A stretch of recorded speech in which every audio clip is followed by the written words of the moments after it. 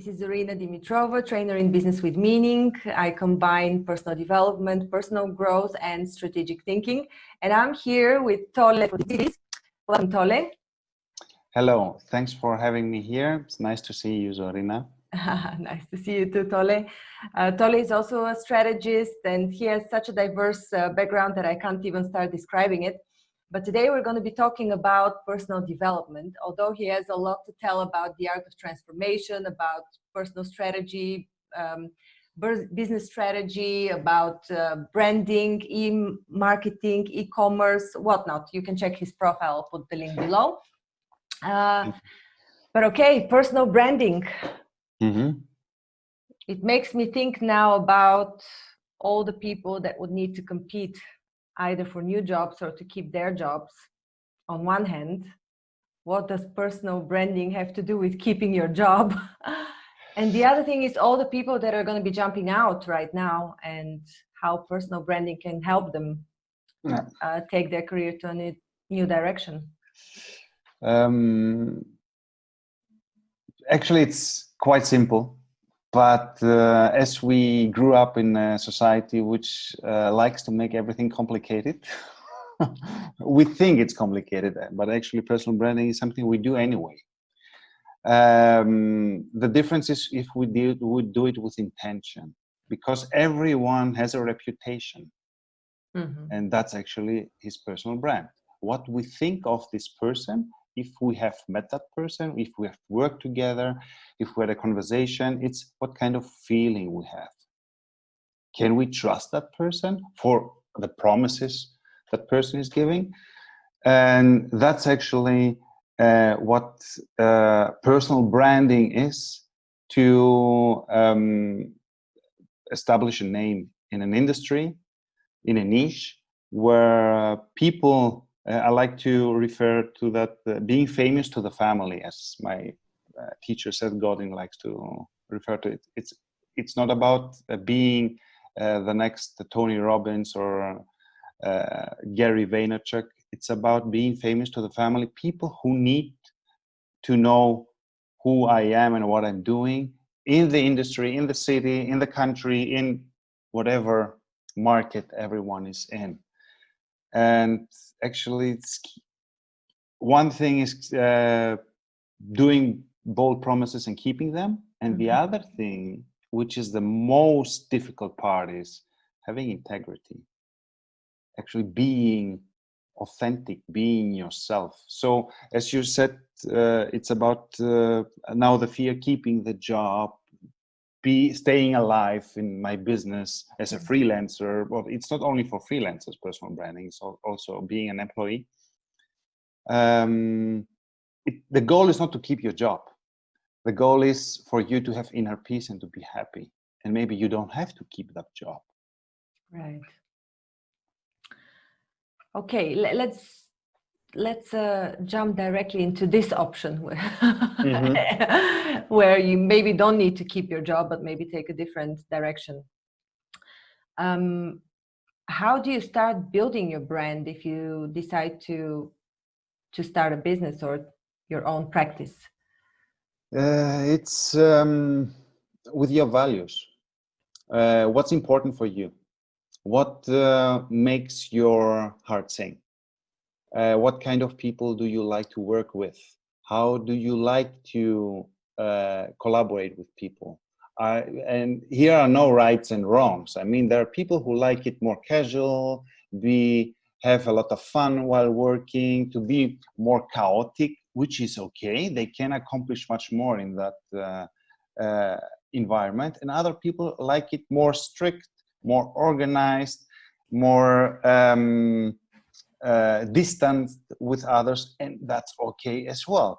So once we find our space and it's not about being comfortable, but where can I perform my best?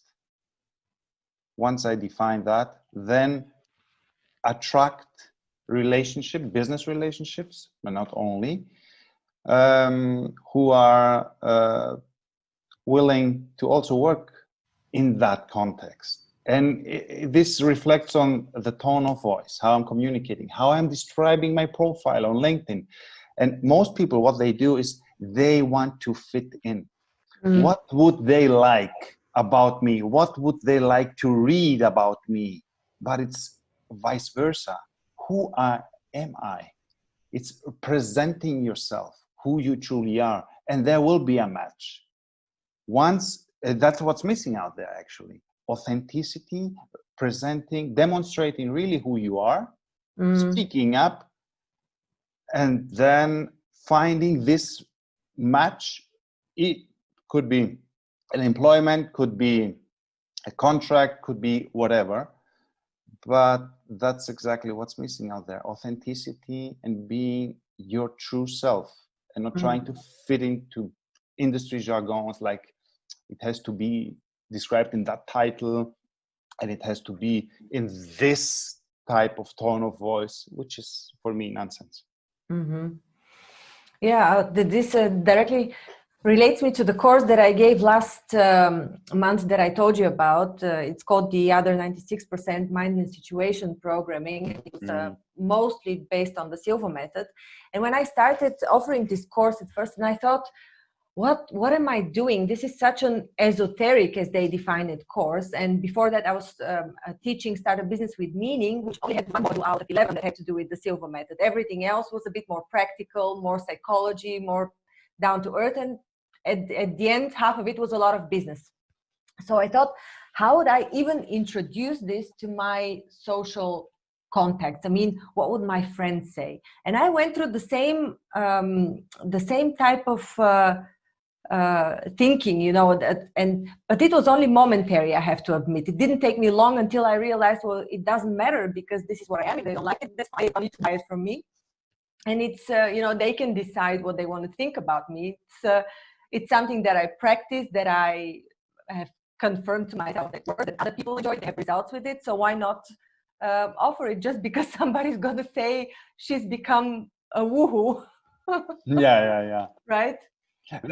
That's I mean, the fear that drives a lot of us to be rejected or someone to judge us. And I think, and it's also a really fine line. On the one hand, being really yourself and speaking in your true language. On the other side, the hardest thing about a professional is talking about the job you do. Because you leave all that stories aside. I mean, you have all that connected dots, how you ended up here. I mean, I did a lot of stuff from 3D to motion graphics to programming to coaching. And I mean, if I make a list, it's a lot of things. I could call myself generalist because I'm curious about, but I cannot describe it in one paragraph. So once you leave, you cannot describe that and make a point to someone who just you meet. So here it's really a fine line to be empathetic, to really see how other people see you, what expectations they might have from you, but at the same time being yourself, not tapping into being someone else in order to be able to meet that expectations, because then it's a mismatch. And then you might build a personal brand, but to be honest, success nowadays is not to have a job or to have a career that is built on worldly success, but it's mostly about how you feel about what person you are demonstrating there to be. And that's, for me, very important. I have coached a lot of people who had worldly success, but were unhappy. Exactly because they couldn't maintain their integrity. Right. I mean, very often they have downward pressure from their bosses that stops them from having integrity. As a matter of fact, it's they're pressurized from the environment, and although it seems they have great positions, even people at very high positions, they have downward pressure. Yeah. Okay. So, what do you think is the role of your appearance? Because lots of people say, you know, it's the first thing that people see. So how do you teach this in personal branding? It's actually not the first thing that people see, because before they meet you, they have checked you out. I mean, nowadays with social media, unless, I mean, it's a conference and someone introduce you, but even that person who introduced you, that person tells a story. I mean, it can say, look here, it's Zorina from Vienna, or hey, you have to meet Zorina. It's a different story. Right. Yeah. So this is personal branding. So it's not trying for me to connect with people who look beneficial for me. But if I'm myself, I'm 24/7 myself. Doesn't mean if it's someone who's in the internship, a student, a CEO, doesn't matter what kind of level. And there's a famous quote, I cannot recall it now 100%, which says, I see who you are in the way you treat people, even the waiter. Mm-hmm. And that's for me, then your reputation enters the room before you enter the room. They ask about you. They have heard something about you. They looked you up on Google, on Facebook. So they have a sense, and it's okay if it's not a match. It's okay if they see your profile and say, that person, I don't really like that person. He's too an extrovert. Mm-hmm. He likes to party a lot. It's okay if that's your personality, then probably you shouldn't go to work to a place where that is not accepted. Mm-hmm. There are other workplaces where they say, yeah, we want human beings who are like that. So that's for me very important, to just express yourself, no matter what that is. Mm-hmm. So what is, I'm thinking now of all the pressure from social media to look a certain way, to follow a certain narrative, to talk in a certain way, even in terms of let's go get it, or you know, overly motivated. Yeah. Something that in the real world doesn't really apply. So when I'm, for example, trying to build my personal brand, and I follow these guidelines, which are usually advised by the gurus in the sales industry. You know, you're supposed to do this to come up in a certain way, to activate, to motivate, you know, things like that. And it moves away from the authenticity, as you said. But then what other way is there to connect to people that doesn't, if you're naturally not an outgoing and an extrovert person, and you're supposed to show yourself out there in the end, how do you do that? How do you show your personal brand if you're naturally introverted? I don't believe that there is such a thing like introverts and extroverts. I believe we are ambiverts. Mm-hmm. That means that in certain circumstances and in specific environments, we feel more comfortable.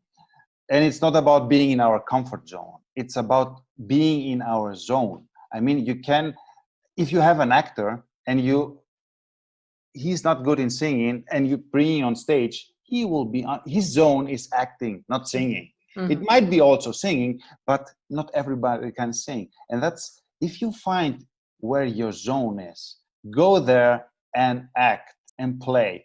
This means find communities you're interested in and contribute to that communities.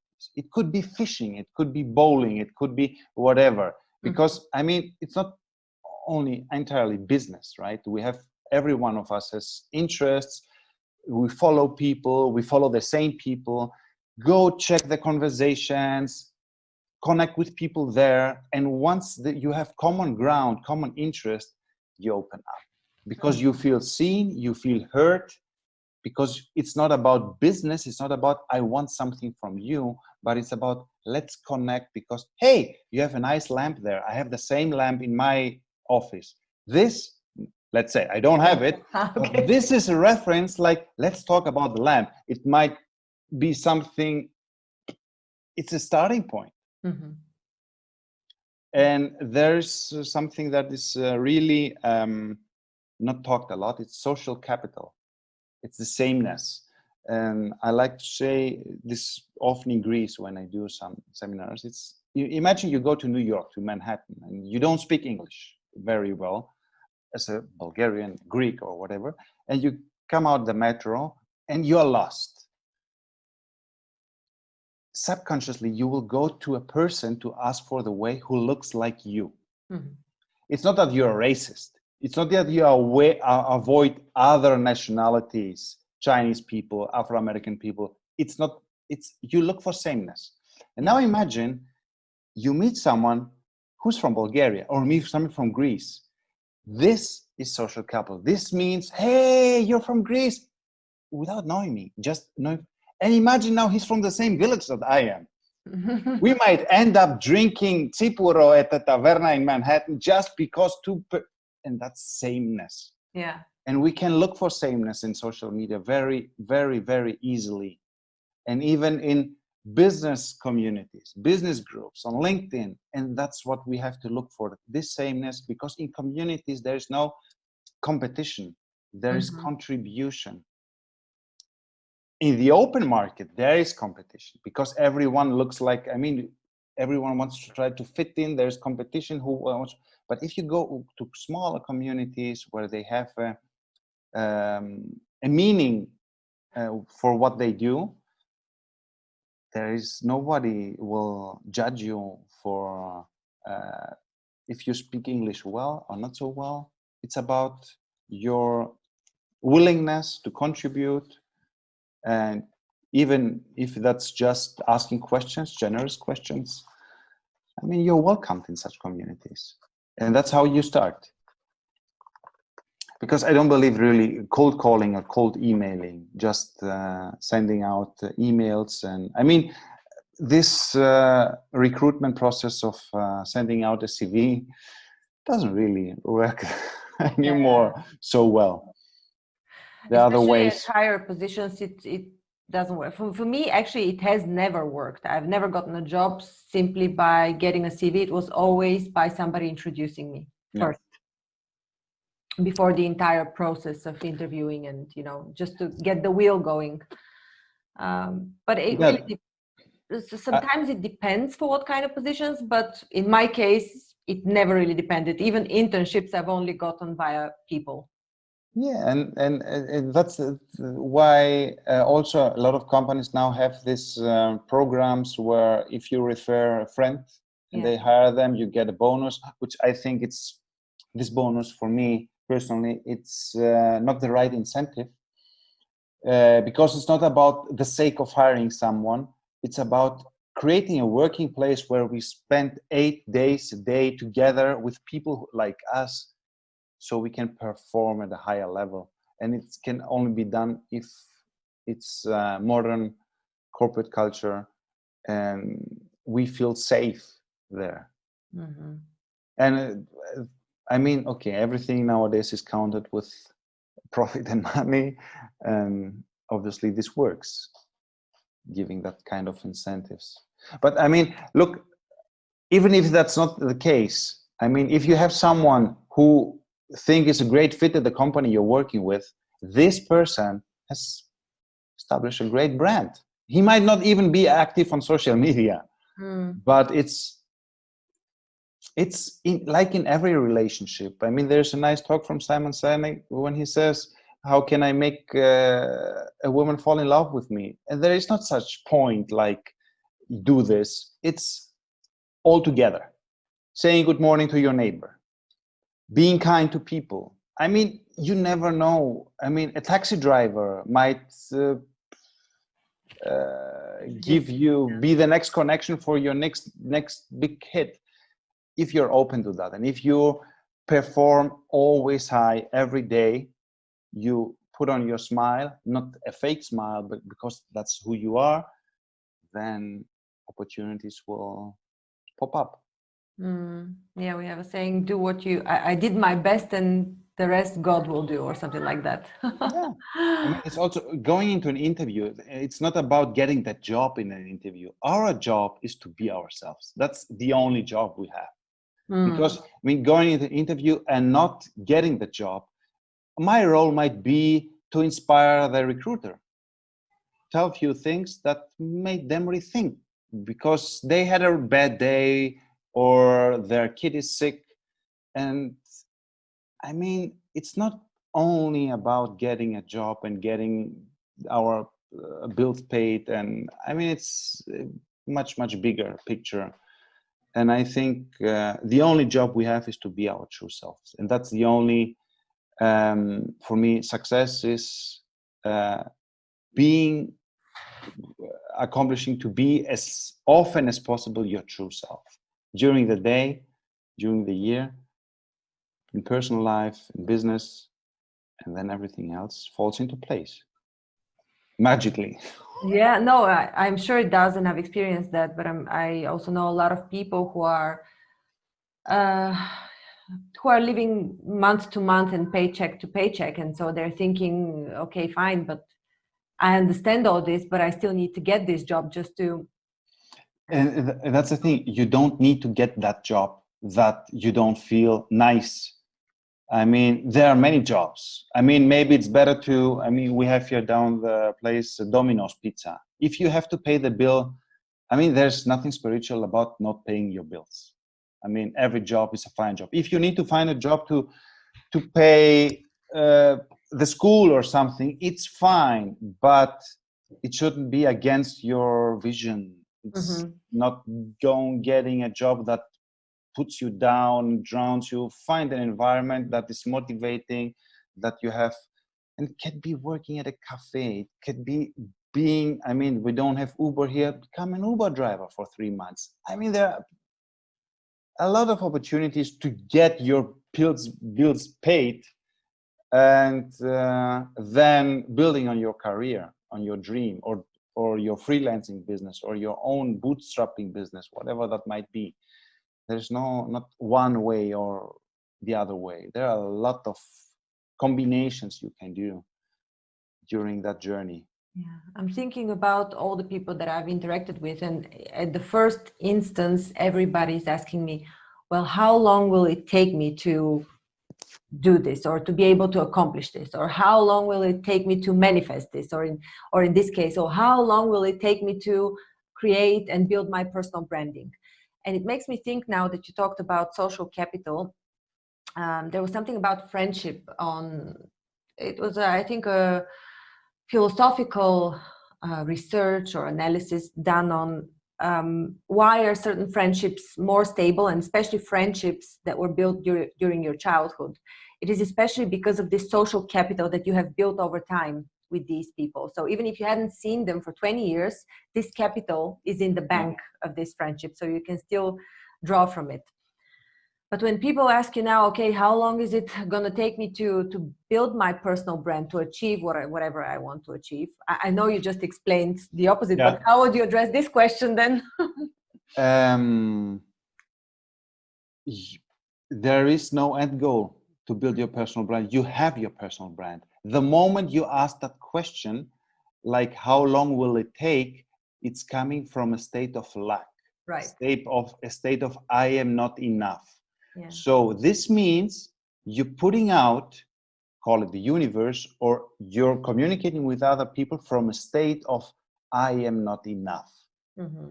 So you will never reach with that state a point where you say, now I am enough, I can go for that high position. This will never happen. Mm-hmm. So if you don't dwell already in that energy field of who you really are, you will subconsciously sabotage yourself. Right. So there is no time where because what we have also been taught until now, it's you need to have something like a diploma or certificate in order to do something so you can be someone. Life happens actually the opposite. You be, according to that you do, and then you have. So every single time you do things out of luck, out of limiting beliefs, this will reflect to yourself what you actually believe to be. You can have 1 million followers. If you think you're not enough, you're not beautiful, you have a stupid accent in talking. I mean, look, Schwarzenegger.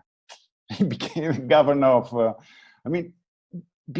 it's not he didn't have to learn English well in order to succeed, because he had that state of being, and not from an ego and a selfish way of thinking he's something special. No, he just didn't believe these limiting thoughts. You don't need anything. You don't even need any social media account in order to have a personal brand that can succeed out there. I know several people in Greece who are not present on Facebook, on LinkedIn. And during the crisis in Greece, the past 10 years, they were stable. They had their clients. I mean, they didn't become but everyone else was struggling around them, pushing on social media and advertising and this and that and changing their profiles and their titles. And he was just himself. And people appreciated that. And they wanted to work with that guy because he was who they saw. No hidden agenda. So it can happen really, really fast. Really, I mean, it can happen overnight. It can take you 10 years, and we often underestimate what we can build in 10 years. We want a quick fix. We want now in the summer after the quarantine, I have to build my personal profile and I have to land my dream job. Step by step. Step by step. In 10 years, you don't know where you're gonna land. Start with, and that's why I say personal development is key here in order to build a personal brand that will make you proud. You need to find yourself first before you can yes put yourself out there, right? because you will have a lot of times where even if you have some breakthroughs, you will go back to your old belief system. You will not trust your success. You will maybe say, oh, I'm not worth it. Somewhere subconsciously, that's why I'm saying subconsciously, a lot of people sabotage themselves. Even I had myself a lot of breakthroughs during my career, and then subconsciously I sabotaged myself and went back because it isn't that I wasn't ready. It was just I couldn't identify those thoughts that were sabotaging myself, bringing me down in energy, believing I'm not enough yet. I have to make this workshop and that, and other people have this PhDs and that, and who am I to do this, and who are you not to do that, actually? Yeah, a famous person I spoke to before I started Grownlearn told me, oh, you know, before you go into this business, you need to have written a book, you need to have developed, I don't know how many courses and stuff like that. And I said, no, well, I don't have a book yet. I haven't developed courses yet, but I'm starting nevertheless. So there are different paths for different people. It's not like this is the way you're supposed to enter either the coaching business or whatever other business. Yes, there is no, I mean, you can get inspired by others, but never follow the footsteps of others because this is not your path. I mean, your path is your own path, and most of the time it's a dark path. If there is light, probably it's not your path. Somebody else built the road already, which doesn't mean that it has to be hard. It doesn't mean that you have to struggle. It's just having awareness how the rules of the game, which is called life, are played. And I have one experience, as you said, having all that. You need a lot of followers, or you need diplomas and a book. I remember one breakthrough I had. It's called a workshop, online workshop called Breakthrough. It was a 30-day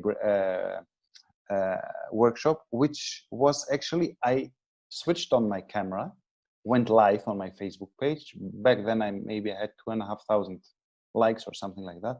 And I honestly spoke to people how I feel and how I think they feel. And that's why I want to build this program, which will be for 30 days. We will talk about this and that. We will have these exercises.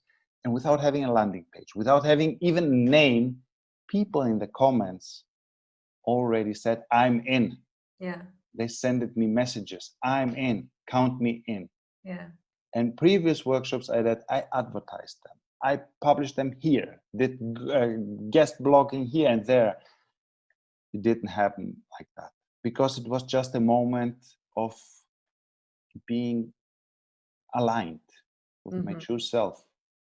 So it's not an advice, go out there and just speak up. It requires a lot of synchronicity, because you need to be aligned also with the timing. You don't always feel this way where you can Yes. open up and share. But we have a lot of times like that, but we don't trust them. I mean, everyone, I think, had moments in her life or his life where he said, "Oh, I knew that will happen." Or, I mean, intuition, it's not a gift. Some people some have it more, some less, but every human being has intuition, which is not the same like instinct. Instinct is basic instinct, survival instinct. Intuition is something else. And we have that. We have a certain drive. Something is calling us into certain. It's from inside, but we don't believe it. It's like this. I said before. We think we are not enough. There were the Bogumils and the Cathars and this movement that back in the day believed that the society will be a divine society if everybody would do whatever they were meant to do, if they followed their purpose. No. So if society was organized around everybody's unique talents and their purpose, and then everybody would serve in the best possible way everybody else in society. And life gives you so many hints. I mean, call it universe, call it God, Allah, whatever stands on the door of everyone. We get the hints. It's not to whom universe is speaking, it's who is listening. And every time I do a questionnaire, which is about career orientation, I'm not telling anyone what they have to do. It's written in their words. It's just like a puzzle, like a riddle, just asking the right questions, and then they see it from a different angle. Yeah, I knew it all the time. Every single person says, I knew it from the beginning, that this is it, but they didn't trust it. So they have to see it crystal clear. And it's not a thing. It's not like you have to become a coach, or you have to become a politician or a designer or I don't know what. It's not a title. Yeah. It's the thing that they're supposed to do. It's not I understand. It's not the title, but it's the direction in which. Yes. I mean, you can be a waiter. Yeah. And change people's lives much more than a coach. Just with your presence and your smile and your kindness. I mean, it doesn't mean that if you feel that excitement with touching other people and making them smile, that you have to become a coach. You can become whatever. You can be a taxi driver. You can a pilot. It doesn't really matter what you do. It's who you are while you are doing it. That's more important. Thank you, Tole. Lovely talk. Is there anything else that we've missed for now on personal branding? I mean, we can extend it forever, but I think. Yeah, I mean, I can advise people not to ask how to do something. It's never the how-tos. If you don't buy the initial idea of who you are, no how-to will lead you anywhere. It's like a how-to is like watching a documentary. Right. How a lion eats a buffalo. You will never be a lion. I mean, it's interesting to see how someone succeeded. It's inspiring, but you will never follow this. Right. So you need different kind of questions. And most of the time it's really simple. It's not complicated. Complicated is the work of the ego. I mean, the true self is really simple. It's aligned. The truth is simple. Everything else fades away like cutting through the fog. Wonderful. So how can people find you? Corporations can find you on grownlearn.org, but how can individuals that want to discover their purpose or get aligned with their truth, how can they find you, and what can you offer them? I can offer a discovery call, first of all, where we can see who they are, who am I, if there is a match. And then it really depends, because for me it's also important that matching, working with people, not only on a personal level, but in general, is for me very important. So I answer all my emails, all my messages myself. So whoever has questions or feels inspired or wants to learn more, reach out. It does mean that we have to work together. I mean, I'm open also to calls, to chats, to for me, this is what I do is not I don't distinguish between personal and business integrity. It's all me. I mean, and I see it as my life work. I'm a student of life, so I'm happy to meet anyone on that and have that kind of discussion. As I said earlier, if there's sameness, if someone says, hey, this clicked to me, what did you mean on that phrase? I wouldn't charge per minute to talk about that. I mean, I'm passionate about talking about those things. So whoever, I'm really grateful about someone challenging me, even saying, hey, I don't agree with you. I think it's that way. Great. Let's hop on a Zoom call and talk about that. Yeah. That's how I operate usually. Great. What is the name of your website again? I mean, I'll put it under the... Yeah, it's tolee, tolee.eu. Yeah. Great. Awesome. Thank you so much for this. I thank you for having me here, and hopefully we will have a continue again. Continue again. Yeah. Repeat. Yes. Great. Thanks a lot, Tole. Thank you.